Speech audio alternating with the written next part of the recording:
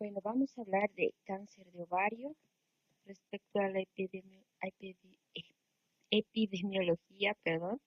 Es la neoplasia ginecológica más mortal, ocupa el octavo lugar de incidencia y el riesgo de padecer cáncer de ovario de manera general es de 1.7%. El riesgo de cáncer de ovario, como hemos dicho, en general es de 1.4-1.7%. Los factores de riesgo para padecer cáncer de ovario son la edad, a mayor edad, mayor riesgo de padecer cáncer de ovario, la edad media de presentaciones de 63 años, la nuliparidad es otro factor de riesgo, la menarca temprana, la terapia de reemplazo hormonal, la endometriosis y el síndrome de ovario poliquístico.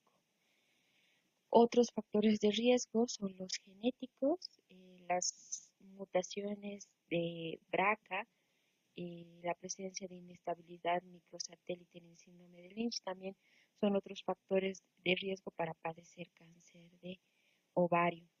Pero como tenemos factores de riesgo, también tenemos factores protectores, como ser la lactancia, el embarazo, la oferectomía salpingo-oferectomía y la ligadura de trompas.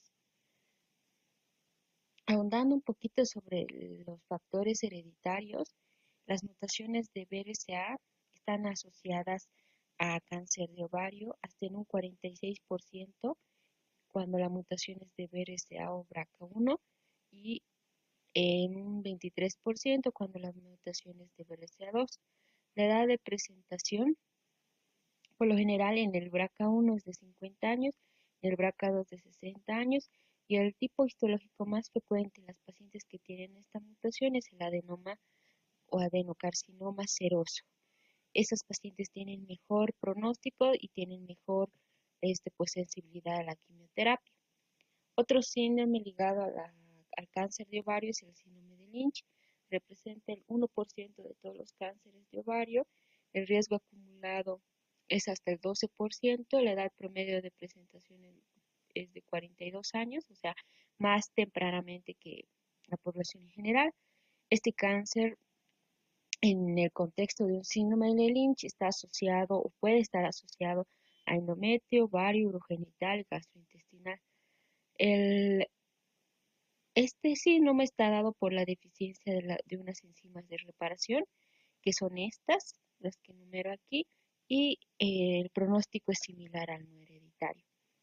Como hemos visto en cáncer de colon, que también está ligado al síndrome de Lynch, los criterios clínicos para sospechar de un síndrome de Lynch son los criterios de Amsterdam 2. Los criterios de Amsterdam 2 son estos, ¿no? 3 o más familiares con cáncer asociado a síndrome de Lynch, 1 al menos tiene que ser de primer grado, 2 generaciones involucradas y al menos un paciente o familiar con el diagnóstico antes de los 50 años, la regla del 3-2-1, ¿no? El mnemotécnico para acordarse de los criterios de Amsterdam. Respecto a la histología en cáncer de ovario, pues según la WHO, la OMS, se divide en todos estos subtipos. Los más frecuentes son los tumores serosos, ¿no? Pero también tenemos los mucinosos, endometroides, de células claras, de células transicionales, escamosos y mixtos, y los indiferenciados. Pero, ¿cuáles son los subtipos histológicos más frecuentes? El seroso de alto grado es el más frecuente en ovario, se presenta un 70-80%. ¿Okay? El endometrioide un 10%, células claras 10%, mucinoso 3% y seroso de bajo grado en menos de un 5%. La subclasificación de Kumar es la que también nosotros utilizamos. Esta es una clasificación genética también de comportamiento biológico que va a dividir al cáncer de ovario en dos tipos. El tipo 1 es de bajo grado, de bajo crecimiento, cromosómicamente estable y este subtipo está compuesto por el seroso de bajo grado, endometrioides, mucinoso y los de células claras. Y el tipo 2 son tumores de alto grado, de crecimiento rápido, no tienen precursores reconocibles, el número de cambios de copias de ADN generalizadas es mayor. En este grupo se encuentran el seroso de alto grado, el indiferenciado y los carcinosarcomas. Respecto a la patogénesis del cáncer de ovario, bueno, hay varias teorías propuestas. Les presento en esta oportunidad tres, que es uno, la ovulación incesante. La segunda es la desestimulación de la gonadotropina. La tercera, la salpinge como origen del cáncer de ovario. La ovulación incesante, esta nos habla de que el daño del epitelio superficial lleva a un constante, lleva a metaplasia, posteriormente cambios displásicos, terminando en un carcinoma. La estimulación de la gonadotropina nos dice que esta hormona estaría ligada o relacionada con el estímulo que induce la transformación celular de una célula benigna maligna a maligna en el ovario. Y el último, que dice que la salpinge es la origen, esta nos dice que las células malignas estarían formando la trompa, en la trompa y migrando al ovario. Respecto al cuadro clínico, pues a veces suelen ser síntomas muy poco orientativos. La paciente puede presentar dolor abdominal pélvico, algunas veces urgencia, aumento de la frecuencia urinaria, dificultad para comer, aumento de volumen y meteorismo abdominal. Los marcadores tumorales más que todo nos siguen de seguimiento y de pronóstico, no como tamizaje. También nos ayudan al diagnóstico. Valores mayores a 35 ya nos representan alterados. 82% de los cánceres de ovario presentan elevación del CA-125 y pues mientras mayor sea la etapa, mayor va a ser el porcentaje de elevación de este marcador tumoral.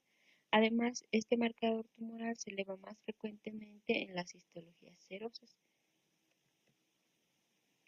Pero también debemos recordar que el CA-125 pues tiene muchos falsos positivos. Entre las causas de falsos positivos tenemos condiciones benignas y condiciones malignas. Las condiciones benignas pueden ser, por ejemplo, enfermedades hepáticas, endometriosis, menstruación, cualquier proceso inflamatorio. Puede ser una pancreatitis, peritonitis, procedimientos quirúrgicos. Y las condiciones malignas, cierto tipo de cánceres también pueden elevar el CA-125, como ser el de mama, cervix, endometrio, hígado, pulmón, etc.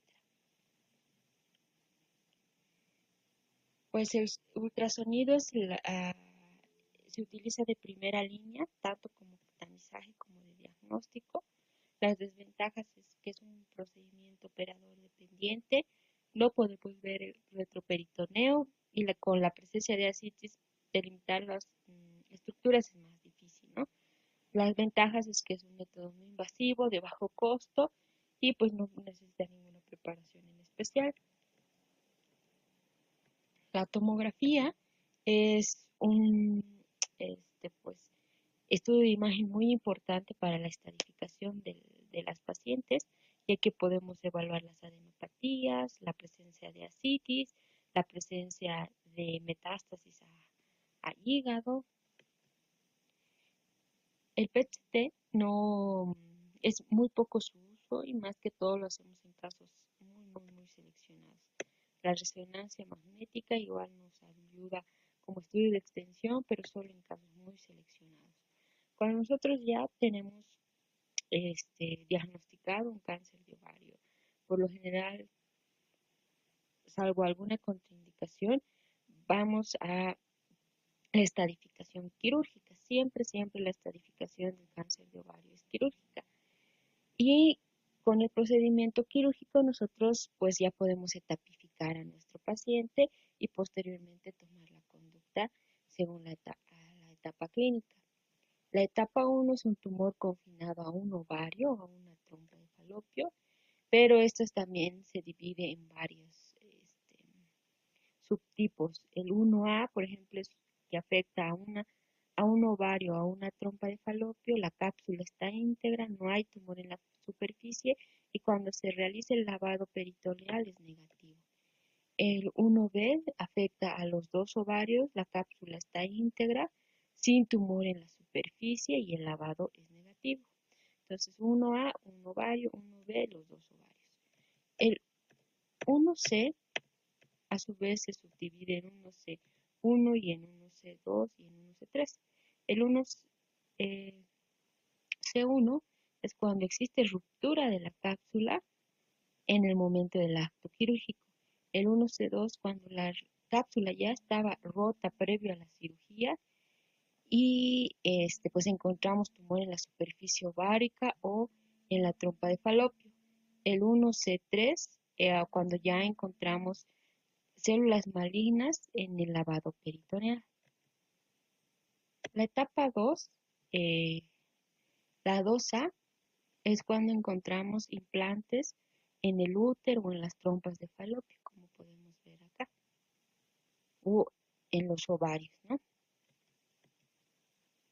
2B, cuando hay extensión a tejidos pélvicos intraperitoneales, como podemos ver en el gráfico. La etapa 3 ya es cuando ya tenemos compromiso ganglionar, por lo general en retroperitoneo. ¿Okay? 3A1 cuando tenemos metástasis en retroperitoneo, 3A1 y menos de 10 milímetros, 3A1 doble I, metástasis más de 10 milímetros. La etapa 3A2, cuando encontramos implantes extrapélvicos microscópicos que afectan el peritoneo con o sin ganglios peritoneales. O sea, cuando ya tenemos implantes extrapélvicos, pero en este caso microscópicos. 3B, cuando ya tenemos metástasis peritoneales, pero ya macroscópicas, ¿no? Menos de 2 centímetros fuera de la pelvis, con o sin ganglios retroperitoneales. 3C, cuando tenemos ya metástasis peritoneales, pero mayores a 2 centímetros, con o sin afección del retroperitoneo, e incluye la etapa 3C, el tumor en la cápsula del hígado y el vaso sin afectar el parénquima de estos vasos. O sea, la etapa 3, en resumen, es una etapa que ya, un cáncer que ya está en los ganglios linfáticos retroperitoneales o ya, ya hay carcinomatosis, ya sea menor o mayor de 2 centímetros. Y hay implantes ya en las cápsulas, tanto del hígado como del vaso. Entonces siempre hay la confusión, ¿no? Que si hubiera metástasis en la cápsula del hígado, algunos ya le ponen como etapa 4, ¿no? Pero no, corresponde a una etapa 3 aún. Y la etapa 4 es cuando existe ya una metástasis. 4A, cuando hay derrame pleural con citología positiva. Y el 4B ya cuando hay metástasis a distancia. Los factores pronósticos del cáncer de ovario, el principal es el tumor residual. O sea, es muy importante que la cirugía pues no deje ningún residual, ni microscópico ni macroscópico. O sea, que en nuestro lenguaje sería que sea una cirugía que quede R0, ¿no? Sin residual, alguno ni micros ni macroscópico. Ese es el tumor residual, la presencia de tumor residual es el principal factor pronóstico en una paciente con cáncer de ovario. Otros factores pronósticos son la etapa clínica, el grado tumoral, el tipo histológico, puesto que los carcinomas que no son los serosos, pues se consideran histologías de mal pronóstico, ¿no? Y tienen peor supervivencia que los de histología serosa. La edad también, el estado funcional, o sea, cuando digo estado funcional, me refiero al a cuánto el paciente tiene movilidad todavía, en cuanto el paciente es independiente todavía para hacer sus actividades cotidianas.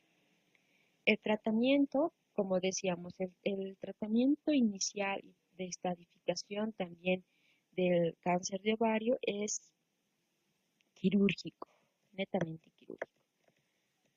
Tenemos algunas definiciones que vamos a mencionar, como por ejemplo la laparotomía exploratoria diagnóstica.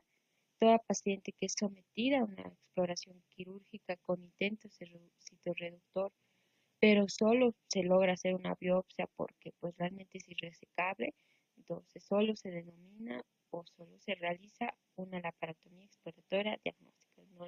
en la cual solo se logra tomar la biopsia. La laparotomía citorreductora estadificadora primaria es para pacientes en las cuales inicialmente en la primera exploración quirúrgica nosotros podemos llegar a eliminar toda la enfermedad, o sea, no dejar ningún residual. La citorreducción primaria de intervalo es una laparotomía en la cual se toma la biopsia inicial, posteriormente se administra quimioterapia y después de la quimioterapia se vuelve a realizar una cirugía, ¿no? Y la citorreducción secundaria de intervalo es la cual inicialmente se realiza una laparotomía exploratoria en la cual el paciente queda con este, una citorreducción que no fue óptima, o sea que todavía quedó residual y se vuelve a repetir el procedimiento después de ciclos de quimioterapia. Los criterios preoperatorios de resecabilidad, o sea, hay pacientes que inicialmente sabemos que no van a poder ser llevados a una citorreducción y estos pacientes por lo general van a quimioterapia. ¿Cuáles son los criterios preoperatorios de resecabilidad, los cuales lo evaluamos por tomografía? Es pues que haya enfermedad más de 2 centímetros en el mesenterio, que el superficie parénquima hepático esté comprometido, que haya enfermedad en el diafragma, en la fosa vesicular, ganglios paraórticos suprarrenales afectados, ganglios pericárdicos o nódulos pulmonares. Se considera también que el valor de CA 125 más de 1000 es un criterio también de irresecabilidad. Ya cuando se entra a la laparoscopía, pues también los cirujanos tienen los criterios de irresecabilidad, que son estos, los de Fagotti. ¿Okay? Como les decía, citorreducción completa es cuando no dejamos nada de enfermedad macroscópica ni microscópica, ¿no? La citorreducción óptima es cuando hay o queda un residual que es menor o igual a 1 centímetro. Y la subóptima cuando queda un residual pero que es mayor a 1 centímetro. En algunos pues, casos especiales se puede hacer solo la salpingoferectomía unilateral en las pacientes que quieren preservar fertilidad y en tumores de estirpe mucinosa también se realiza la apendicectomía. Si bien en nuestro país no contamos con lo que es la quimioterapia intraperitoneal intraoperatoria, el HIPEC, pero en otros países, en pacientes con etapas 3 específicamente, pues después de la citorreducción óptima, estas pacientes son llevadas a quimioterapia intraoperatoria intraperitoneal. Como decíamos, algunas pacientes pues son llevadas inicialmente a citorreducción óptima y estas pacientes tienen que recibir un tratamiento complementario según algunos criterios que nosotros tenemos y este tratamiento complementario con quimioterapia se llama adyuvancia. Por lo general la quimioterapia que nosotros utilizamos como tratamiento complementario es el carboplatino y paclitaxel. En el caso de la enfermedad metastásica ya el tratamiento es solo quimioterapia. La sobrevida de estos pacientes en etapas 1 es muy buena, hasta el 92% a 5 años, pero en etapa clínica 4 llega a ser solo del 5%. Nosotros en este tipo de pacientes utilizamos mucho lo que es el carboplatino, el cisplatino, entonces Clasificamos a nuestras pacientes en enfermedad avanzada metastásica de acuerdo a la sensibilidad del platino. Un platino resistente, parcialmente sensible y sensible. Vamos a ver un caso clínico. Esta es una paciente de 56 años de edad, nulípara. La menopausia fue a los 48 años. Consulta por aumento de volumen abdominal y dolor ocasional. Y al examen físico, pues nosotros evidenciamos ascitis, ¿no? La conducta inicial es realizar un ultrasonido abdominal y un CA-125. En el ultrasonido nos reportan una masa de 10 por 12 centímetros en el ovario derecho, masa citis, y el CA-125 elevado en 400. La TAC solo muestra actividad tumoral en los ovarios y la citis ya descrita y la paciente es llevada a cirugía.